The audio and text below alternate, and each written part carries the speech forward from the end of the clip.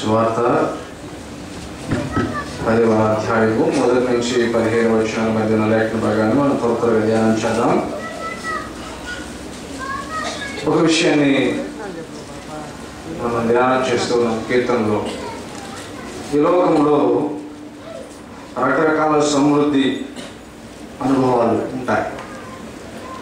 కొంతమందికి ధనం సమృద్ధిగా ఉంటుంది, కొంతమందికి స్నేహితులు సమృద్ధిగా ఉంటారు, కొంతమందికి సమృద్ధి అయిన జ్ఞానం ఉంటుంది, కొంతమందికి సమృద్ధి అయినటువంటి అధికారం, కొంతమందికి మంచి పేరు, ఇలా రకరకాలుగా సమృద్ధి అనేది ఉంటుంది. అందరూ ఇష్టపడతారు, సమృద్ధిని అందరూ ఇష్టపడతారు. అయితే ప్రభువు కూడా ఆ సమృద్ధిని గురించి మాట్లాడుతున్నాడు. సమృద్ధిగా నా బిడ్డలు ఉండాలని ఆయన కూడా ఆశపడతారు. ఎలాంటి సమృద్ధి మంచిది, శ్రేష్టమైనది, ఎలాంటి సమృద్ధి ఆయన ఇవ్వాలని ఆశపడుతున్నాడు, ఎలాంటి సమృద్ధి కలిగి ఉండాలని మనం కూడా ఆశపడాలి, ఎలాంటి సమృద్ధి కలిగి ఉంటే శాశ్వత కాలానికి అది మేలు కలిగిస్తున్నది అనేటువంటి విషయాన్ని మనం ధ్యానం చేస్తాం. చాలా కొద్ది నిమిషాలు సమయాన్ని దృష్టిలో పెట్టుకొని మొదటిగా 1 నుంచి 5 వచనాలు, యోహాను సువార్త 10వ అధ్యాయం 1 నుంచి 5 వచనాలు. ప్రవేశింపక ఆత్మను ఎక్కువాడు దొంగయు దోచుకొని వాడునై ఉన్నాడు. వారు వాడు గొర్రెల కాపరి, అతనికి ద్వారపాలకుడు తప్పు తీయుడు. అతడు తన సొంత వాటిని వెలుపలికి నడిపించును, మరియు అతడు తన సొంత గొర్రెలన్నింటినీ వెలుపలికి నడిపించినప్పుడైనా వాటికి ముందుగా నడుచును. గొర్రెలు అతని స్వరం ఎరుగును గనుక అవి అతనిని వెంబడించును. అన్యుల స్వరము అవి ఎరుగవు గనుక అన్యుని ఎంత మాత్రమును వెంబడింపక వాని యొద్ద నుండి పారిపోవని మీతో. మొట్టమొదటిది సమృద్ధి అయినటువంటి నాయకత్వం. ఈ సమృద్ధి అయినటువంటి నాయకత్వము సర్వనాశనాల నుంచి దూరం చేస్తుంది. మొట్టమొదటి సింపుల్గా చెప్పాలంటే, ఏ జీవితానికి సరైన నాయకత్వం ఉండదో ఆ జీవితం నాశనం అయిపోతుంది. మరొక విధంగా చెప్పాలంటే, ఏ జీవితానికి చెడ్డ నాయకత్వం ఉండదో ఆ జీవితం చెడ్డ నడువుని నడుస్తుంది. దేవుని వాక్యం ఏమని సెలవిస్తుందంటే, మన జీవితానికి మనం సమృద్ధి కలిగి ఉండడానికి దేవుని యొక్క సమృద్ధి అయిన నాయకత్వము ఆయన ఇవ్వాలని ఆశపడుతున్నాడు. ఆయన నాయకుడై ఆయన సమృద్ధి అయిన నాయకత్వాన్ని మనకి ఇవ్వాలని ఆయన ఆశ. మొట్టమొదటిగా మనం గమనిస్తే, ఇక్కడ ఆయన ద్వారమున ప్రవేశించినప్పుడు ద్వారపాలకుడు తలుపు తీస్తాడు, గొర్రెలు అతని స్వరం వినును, అతడు తన సొంత గొర్రెలను పేరు పెట్టి పిలిచి వాటిని వెలుపలికి నడిపించు. చాలా జాగ్రత్తగా గమనిస్తే మొదటి 2 వచనాల్లో ఆయన వస్తాడు. అదేంటి, ఆయన రాకుండా నాయకత్వం ఎలా వహిస్తాడు? ఎవరి దగ్గరకు వస్తాడు? తన సొంతవి అనుకున్న గొర్రెల యొద్దకు ఆయన వస్తాడు. చాలా స్ట్రైట్ గా దేవుని వాక్యం ఏమైనా మాట్లాడుతుందంటే, ఆయన నీ యొద్దకు రాని రోజు లేదు, ఆయన నిన్ను దర్శించని క్షణం లేదు, ఆయన నిన్ను పట్టుకొని నడిపించని దినము లేదు. ముఖ్యంగా నీవు దేవుని బిడ్డవై ఆయన రక్తంలో కడుగుబడిన తర్వాత, నీవు ఆయన బిడ్డగా నీవు అంగీకరించిన తర్వాత, బహిరంగంగా నేను ఫలానా యొక్క నా రక్షకుని యొక్క సొత్తును అని నువ్వు ప్రకటించిన తర్వాత దేవుని వాక్యం సెలవిస్తుంది, ఆయన ఇప్పుడు నీకు కాపరి, నీవు ఆయన గొర్రెవు, దినము క్షణ క్షణము ఆయన నీ యొద్దకు వస్తాడు. మొట్టమొదటి నాయకత్వంలో గొప్ప లక్షణం ఏంటంటే సత్సంబంధము, పర్సనల్ రిలేషన్షిప్, వ్యక్తిగతమైనటువంటి సంబంధం కలిగి ఉండడం నాయకునికి అనుచరుడికి చాలా ముఖ్యం. నాయకుడు ఎక్కడో ఉండి అనుచరుడు ఇక్కడ ఉండి తను అనుసరించాలంటే అది చాలా కష్టం. ఏదైనా సందేహం వచ్చినప్పుడు, ఏదైనా ఇబ్బంది వచ్చినప్పుడు నాయకుడు లేకపోతే చెదిరిపోతారు. అందుకనే గొర్రెల వెంబడే ఉంటాడు మంచి కాపరి. ఆయన నాయకత్వం ఎలాంటిదంటే, ఎలాంటి నాయకుడు అంటే వ్యక్తిగతంగా దగ్గరకు వచ్చి ఆయన దర్శిస్తాడు, ఆయన వస్తాడు. రెండవది మనం ఇక్కడ గమనిస్తే పేరు పేరున పిలుస్తాడట. ఈ నాయకుడు ఎలాంటి నాయకుడు అంటే ఒక్కొక్కరిని వ్యక్తిగతంగా తెలిసినవాడు. ఎవరి గురించి ఆయనకి తెలియదండి. దేవుని వాక్యం సెలవిస్తుంది. మనము చాలాసార్లు, నేను ఒక డౌట్లో ఉండేవాడిని. నాకు ఒక సంవత్సరం, ఇప్పుడు కూడా చాలా మంది పేరు తెలియదు, మన్నించాలి. ఒక సంవత్సరం క్రిందటి వరకు నాకు కొంతమంది పేర్లు తెలియదు, చాలా మంది పేర్లు. ఎందుకంటే వ్యక్తిగతమైనటువంటి సంభాషణ ఎవరితోనూ ఉండేది కాదు. అదే దేవుని వాక్యం ఏమంటుందంటే ఆయన ఒక్కొక్కరిని వ్యక్తిగతంగా దర్శించి వ్యక్తిగతంగా ఒక్కొక్కరిని పలకరిస్తాడట. ఈ నాయకత్వం ఎలాంటిదంటే పర్సన్ టు పర్సన్ నాయకత్వం. ఒక్కొక్కరిని పేరు పెట్టి పిలవటం. మీకు ఒక విషయాన్ని గమనిస్తే, మనము ఈ పాలస్తీన్కి సంబంధించి ఆ ప్రాంతాల్లో గొర్రెల కాపరులు ఆ గొర్రెలను ప్రతి దినము దర్శించాలి. కారణం ఏంటంటే వాటి వెంట్రుకలు చాలా గుబురుగా ఉంటాయి. వాటి వెంట్రుకలు బాగా పెరిగినప్పుడు అక్కడ ఉన్నటువంటి హ్యూమిడిటీ వలన, మంచులో ఉన్నటువంటి మంచు లాంటి పరిస్థితి వలన త్వరగా వాటికి భయంకరమైనటువంటి చిన్న చిన్న క్రిములు అవి గాయాలు చేసేటువంటివిగా, ముఖ్యంగా ఈ మెడ భాగాన లేకపోతే పొట్ట భాగాన వాటికి ఎక్కువగా గాయాలు చేస్తాయట. వాటి చెవులలో కూడా అవి విపరీతమైన నొప్పిని కలుగు చేస్తూ ఒక్కొక్కసారి గొర్రె చనిపోవడానికి కూడా అవకాశం ఉంటుందట. అందుచేత గొర్రెల కాపర్లు ఏం చేస్తారంటే ప్రతిరోజు గొర్రెల దొడ్డిలో ప్రవేశించి ఒక్కొక్క దాన్ని తట్టి వాటి యొక్క అరుపులు గమనిస్తారట. ఎందుకంటే బాధగా ఉండేటువంటి గొర్రె ఒకలాంటి శబ్దాన్ని చేస్తుందట. నేను బాధపడుతున్నాను అనేటువంటి శబ్దం వినిపిస్తుందట. అప్పుడు ఆ కాపర్ ఏం చేస్తాడంటే ఆ గొర్రెని ఒళ్ళంతా నిమురుతాడట. ఒక్కొక్క చోట ఆ వెంట్రుకలు అన్నీ ఇలాగ తొలగించి ఎక్కడైనా గాయమైందో చూస్తాడట. అది చెప్పలేని వశింప శక్యముగానే మూలుగులు మూలిగినా ఆ కాపరి ఆ గొర్రె యొక్క బాధను ఎరిగి ఎక్కడ దానికి గాయమైంది, ఎలా గాయమైందో తెలుసుకొని నిమిరి తను ఎత్తుకొని తను పర్సనల్ కేర్ తీసుకొని చూస్తాడట. ఈ కాపరి, మన మంచి కాపరి, ఆయన ఏం చేస్తాడంటే ప్రతి దినము మన దగ్గరికి వస్తాడు. ఆయన మనల్ని విడిచిపెట్టలేదు, ఎడబాయలేదు. ఈ కాపరి ఎలాంటి నాయకత్వాన్ని ఇస్తాడంటే మన దగ్గరకు వచ్చి పేరు పెట్టి పిలుస్తాడు. పేరు పెట్టి పిలవడం అంటే ఒక్కొక్కరిని వ్యక్తిగతంగా తెలుసుకోవడం. ఏ కష్టం ఉంది, ఏ మానసిక కష్టం ఉంది, ఏ శారీరక కష్టం ఉంది, ఏ ఆర్థిక కష్టం ఉంది, ఏ వ్యక్తిగతమైనటువంటి లేదా మానసికమైన కష్టం ఉంది, ఏ కుటుంబపరమైన కష్టం ఉంది, ఏ సామాజిక పరమైన కష్టం ఉంది, ఏ ఉద్యోగపరమైన కష్టం ఉంది, ఏ వ్యాపారపరమైన కష్టం ఉంది, ఎలాంటి కష్టంలో మనం ఉన్నామో తెలుసుకొని వ్యక్తిగతంగా మనల్ని పలకరించి ఒక్కొక్కరిని పేరు పెట్టి పిలిచేటువంటి నాయకుడు ఉన్నాడు. అంత మాత్రమే కాదు, 4-5 వచనాల్లో మరియు ఆయన తన సొంత గొర్రెలన్నింటినీ వెలుపలికి నడిపించినప్పుడెల్లా వాటికి ముందుగా నడుచును. వెలుపలికి నడిపిస్తాడు ఆయన వాటిని నడిపించినప్పుడు వాటికి ముందుగా వెళ్తాడు ఆయన. ఇంకా చెప్పాలంటే ఇది ఒకలాంటి స్నేహపూర్వకమైనటువంటి సంబంధం. మనం కొన్నిసార్లు మనకు ఇష్టమైనటువంటి మన ప్రియమైనటువంటి వారిని అలాగా షికారుగా వెళ్తున్నప్పుడు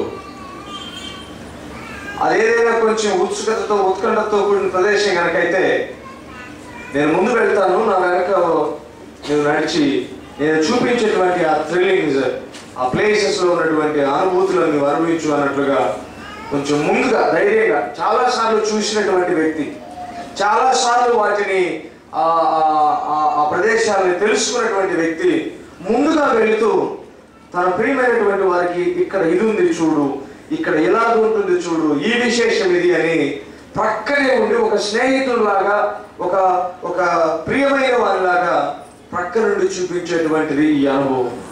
ప్రభు అంటున్నాడు, నేను ఎలాంటి నాయకుడు అంటే బయటకు నడిపించినప్పుడెల్లా నేను ముందుగా వెళ్తాను, మిమ్మల్ని సురక్షితమైనటువంటి మార్గాల్లో నడిపిస్తాను. ఇది ఎలాంటి నాయకత్వం అంటే వ్యక్తిగతంగా ప్రతి దినము మనను దర్శించేటువంటి నాయకత్వము, ప్రతి దినము మనను పలకరించి మన వ్యక్తిగత సమస్యలను దృష్టించేటువంటి నాయకత్వము. అంత మాత్రమే కాదు, మనకంటే ముందుగా వెళుతూ మనల్ని నడిపిస్తారట. అయితే దీన్ని ఎలాగా ఆయన దయచేస్తారంటే సమృద్ధిగా దయచేస్తారు. కొదువు కలిగి కొన్ని విషయాల్లో నడిపించి కొన్ని విషయాల్లో కాదు. ఒకరోజు పలకరించి మరొక రోజు పలకరించకుండా కాదు, ఒకరోజు దర్శించి మరొక దినం దర్శించకుండా కాదు, సమృద్ధిగా ప్రతి దినము, ప్రతి సమయము, ప్రతి పరిస్థితులలో ఆయన మనల్ని దర్శిస్తాడు, మనల్ని పిలుస్తాడు, మనల్ని నడిపిస్తాడు. ఈ నాయకత్వము చాలా శ్రేష్టమైనటువంటిది. మనం బయటకు వెళ్ళినప్పుడు, ఒకవేళ మనం రకరకాల పరిస్థితుల్లో ఉన్నప్పుడు, ఈ లోకంలో రకరకాల శోధనలు, రకరకాల పరీక్షలు, రకరకాల కష్టాలు మనకు కలిగినప్పుడు మనకంటే ముందుగా వెళుతున్న మన ప్రభు మన పక్షాన నిలుస్తాడు. ఈ నాయకత్వము మనకు సందేహం కలిగినప్పుడు నివృత్తి చేస్తుంది. ఈ నాయకత్వము మనకు అనేక రకములైనటువంటి అనుమానాలు కలిగి మనం జారిపోయే పరిస్థితుల్లో ఉంటే వెంటనే పట్టుకుంటుంది. కారణం ఏంటంటే పేరు పెట్టి పిలిచే ప్రభు ఏ స్థితిలో ఉన్నామో ఎరుగుతాడు. రెండవ విషయము సమయాన్ని బట్టి మనం గమనిస్తే 7 నుంచి 10 వచనాలను గమనిస్తే, కాబట్టి యేసు మరలా వారికి ఇట్లనెను, గొర్రెల పోగు ద్వారములు నేనే. నాకు ముందు వచ్చిన వారందరూ దొంగలను దోచుకొని వారనే ఉన్నారు. గొర్రెలు వారి స్వరము వినలేదు. నేనే ద్వారమును. నా ద్వారా ఎవడైనా లోపల ప్రవేశించిన ఎడల వాడు రక్షింపబడిన వాడై లోపలికి పోవచ్చు, బయటికి వచ్చుచు మేత మేయుచు నుండును. దొంగ దొంగతనమును, హత్యను, నాశనమును చేయుటకు వచ్చును గాని మరి దేనికి రాడు. గొర్రెలకు జీవము కలుగుటకును అది సమృద్ధిగా కలుగుటకును నేను వచ్చితినని మీతో నిశ్చయముగా చెప్పుచున్నాను. చాలు. ఇదేమంటాడంటే సమృద్ధి అయినటువంటి జీవము కూడా నేను ఇవ్వడానికి వచ్చాను. ఒకటి సమృద్ధి అయిన నాయకత్వం ఇవ్వడానికి వచ్చాను, సమృద్ధి అయినటువంటి జీవం ఇవ్వడానికి వచ్చాను. ఎలాంటి జీవం ఇదేనంటే ఆయన అంటున్నాడు, నేను నిత్య జీవమునకు మార్గమును, నేను నా ద్వారా నిత్య రక్షణ పొందుతారు. అంత మాత్రమే కాదు, లోపలికి వచ్చు బయటకు వెళ్ళొచ్చు వాడు మేత వేయుచుండును. ఒక్కొక్కసారి విశ్వాస జీవితంలో మనం దొడ్డిలో ఉండడం అనే అనుభవం ఉంటుంది, దొడ్డి నుంచి బయటకు వెళ్ళే అనుభవం కూడా ఉంటుంది. అయితే ఆయన లేకుండగా ఆయన మన నుంచి ఆయన కోరుకునేటువంటి విషయం ఏమిటంటే, చాలాసార్లు మనము బయటికి వెళ్ళడం లోపలికి రావడం అనుభవం ఎలాంటిదని అంటే, దేవుళ్ళు నిరంతరం మనం పరీక్షించుకొని మనము ఆయన సన్నిధిలో ఒప్పుకునే అనుభవం. ఒక్కొక్కసారి ఇది ఎలా చూస్తున్నానంటే, నేను ఒకలాంటి శుద్ధిపరచబడేటువంటి ప్రక్రియగా చూస్తున్నాను. దేవుని సహవాసంలో నుంచి కొన్నిసార్లు త్రుటిలో మనము ప్రక్కకు తొలగినట్లు, మళ్ళీ బౌన్స్ బ్యాక్ అయినట్టు, ఆయన దగ్గరికి వచ్చినట్లు ఈ అనుభవాల్లో మనము దేవుని యొక్క హస్తాన్ని చూస్తాం. ఒకసారి మనం జారే అనుభవంలో ఉన్నప్పుడు ఆయన విడిచిపెట్టలేదు. ఈరోజు మనం చూసాం, వెంటనే ఆయన పట్టుకొని, ఆయన మన కుడి చేతిని పట్టుకొని తన ఆలోచన చెప్పి మనం నడిపించే దేవుడై ఉన్నాడు. రక్షణ ఇవ్వడం వరకు మాత్రమే కాదు, కానీ మనము బయటకు వెలుపలికి వచ్చినప్పుడు పరీక్షించి జారిపోయే పరిస్థితులు కనుకుంటే మళ్ళీ స్థిరపరిచి, ఒకవేళ తొలగిపోయే అనుభవం కనుకుంటే మళ్ళీ సరిచేసి స్థిరపరిచేటువంటి ఈ అనుభవం కూడా ఆయన ఇస్తారు. తద్వారా ఏమవుతుందంటే మన జీవము సమృద్ధిగా ఉంటున్నదని దేవుని వాక్యం సెలవిస్తుంది. ఎలాంటి సమృద్ధి అని అంటే, ఈ జీవములో నాశనములకు తావులేదు, ఈ జీవములో హత్యకు తావులేదు, ఈ జీవములో దోపిడికి తావులేదు. ఇంకా చెప్పాలంటే మన ఆశీర్వాదాలను, మన అభివృద్ధిని ఎవడో దోచుకొని పోకుండా ఆయన సహాయం చేస్తాడు. మనము మన విశ్వాస జీవితంలో నిత్యను కృంగిపోకుండా మనము లేకుండానట్లు చేసే ఆ సాతానుడి వ్యర్థ ప్రయత్నాలని వాడు ఆయన పూర్తిగా వ్యర్థం చేస్తాడు. అంత మాత్రమే కాదు, మనం లోపలికి బయటికి వెళ్ళే అనుభవంలో ఉన్నప్పుడు మనల్ని స్థిరపరిచి మేత మేయుచుండునట్లుగా చేస్తాడు. అంటే మేలును అనుభవించున్నట్లుగా ప్రభు మనకు సహాయం చేస్తాడు. సింపుల్ గా చెప్పాలంటే, మన జీవములో నష్టము వాటిల్లకుండా, మన జీవములో మనకు సమృద్ధి తొలగిపోకుండా, మన జీవములో వెలితి కొరత రాకుండా చేసే ప్రభు అయ్యున్నాడు.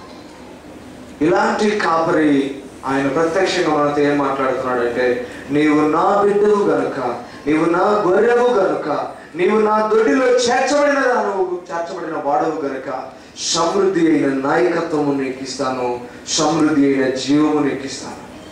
మూడవ విషయం ఏమిటంటే 11 నుంచి 15 వచ్చిన వరకు చూస్తే, నేను గొర్రెలకు మంచి కాపరిని, మంచి కాపరి గొర్రెలకు తన ప్రాణము పెట్టును. జీతగాడు గొర్రెల కాపరి కాడు గనుక గొర్రెలకు తనకి కానును. చూచి గొర్రెలను విడిచిపెట్టి పారిపోవును. తోడేలు ఆ గొర్రెలను పట్టి చెదరగొట్టును. జీతగాడే కనుక గొర్రెలను గురించి లక్ష్యం చేయక పారిపోవును. నేను గొర్రెల మంచి కాపరిని.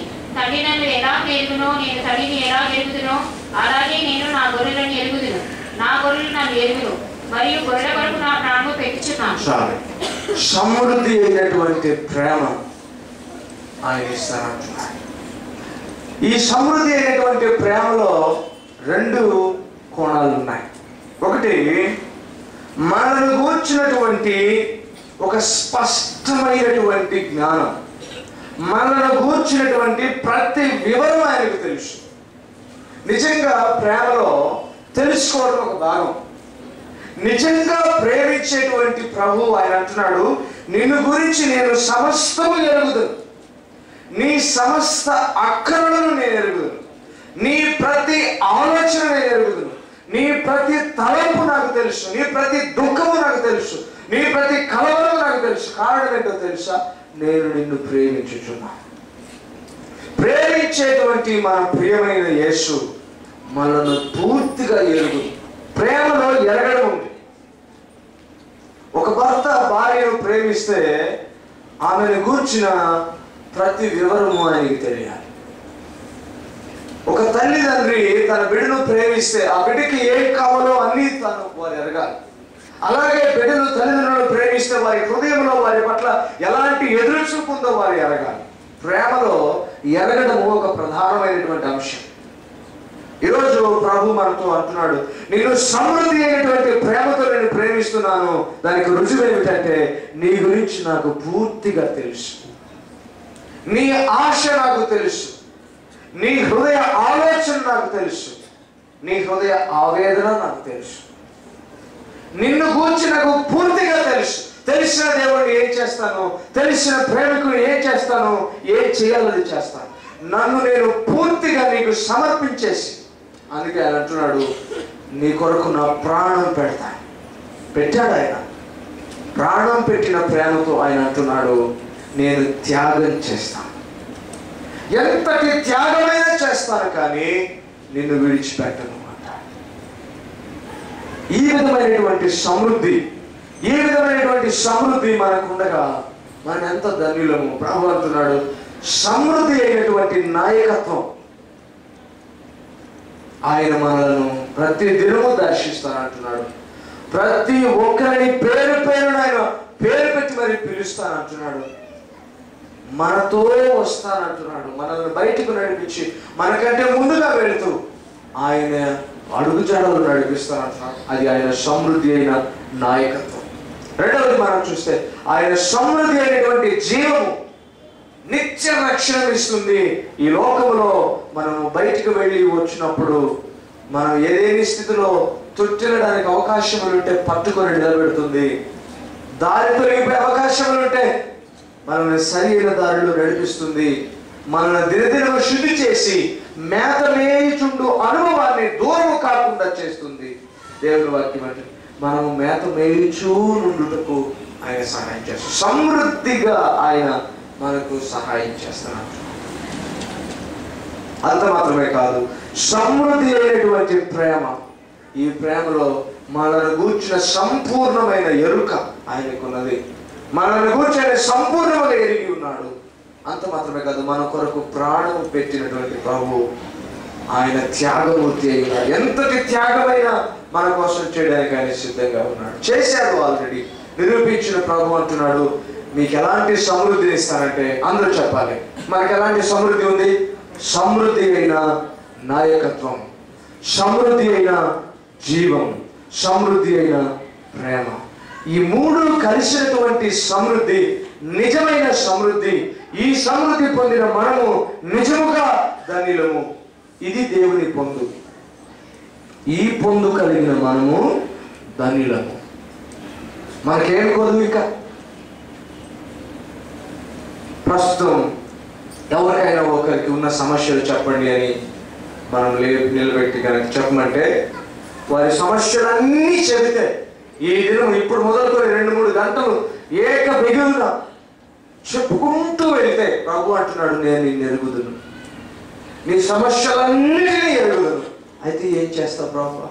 నా ప్రాణమే పెట్టాను, ఇంకేం చెయ్యను నీ కోసం. ఆయన సమృద్ధి అయిన ప్రేమలో నిశ్చింత ఉంది, నిబ్బరం ఉంది, నిమ్మళత ఉంది. ఆయన సమృద్ధి అయిన ప్రేమలో నెమ్మది ఉంది, శాంతి ఉంది, సమాధానం ఉంది. ఒకవేళ ప్రభువా నేను ఫలానా పని చేయడానికి వెళ్తూ ఉన్నాను, మరి నాకేంటి ప్రభు అంటే ఆయన అంటున్నాడు, నిన్ను బయటికి తీసుకొని వెళ్ళినప్పుడు నీకంటే ముందుగా నేను వెళ్తాను. ఏం కావాలి? సమృద్ధి అయిన నాయకత్వం నీకుంది.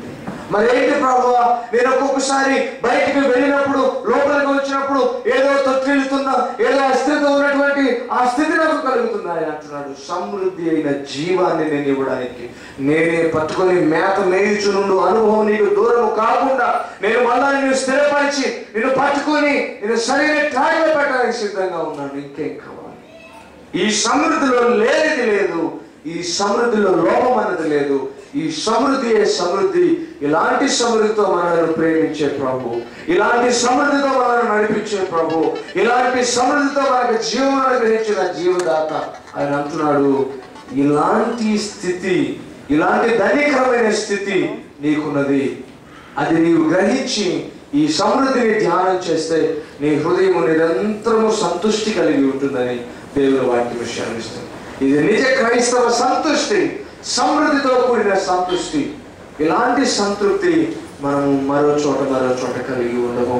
ఇలాంటి దేవుని సమృద్ధి అయిన నాయకత్వము, ఆయన సమృద్ధి అయినటువంటి జీవము, ఆయన సమృద్ధి అయినటువంటి ప్రేమను నిరంతరము మనం అనుభవిస్తూ ఆయన బిడలముగా చెప్పన శక్యమును మహిమాయుక్తమైన సంతోషము ఇట్టి రక్షణానుభవంలో మనము నిరంతరం అనుభవించదుము గాక. ప్రభు అలాంటి అనుభవాన్ని మన ప్రత్యక్ష జీవితాల్లో దినదినము మనం అనుభవించుటకు మన హృదయాలను, మన నేత్రములను, మన యొక్క సెన్సెస్ ని ఆయన సున్నితముగా మార్చును గాక. ఇలాంటి సమృద్ధిని మనం అనుభవిస్తూ మరి దేనికి ఎదురు చూసేవారము కాక సర్వ సంతృష్టి కలిగి దేవుని బిడ్డలముగా ఆయన సన్నిధిలో ఉన్న సంపూర్ణ సంతోషమును నిరంతరం అనుభవించుము గాక. దేవుడు ఇలాంటి మేలును, ఇలాంటి సంతృష్టిని, ఇలాంటి సమృద్ధిని మనకు అనుగ్రహిస్తానని ప్రమాణం చేశాడు. సంతోషంతో మనం దేవుని మనకి స్తోత్రం చెబుదాం. హల్లెలూయా, హల్లెలూయా. దేవుడు మిమ్మల్ని సమృద్ధిగా ఆశీర్వదించును గాక. ఆమేన్.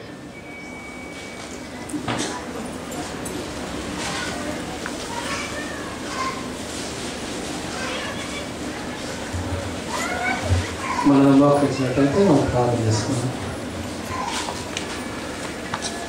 పరిశుద్ధుడు తండ్రి, మీ పాదముల స్తోత్రములు.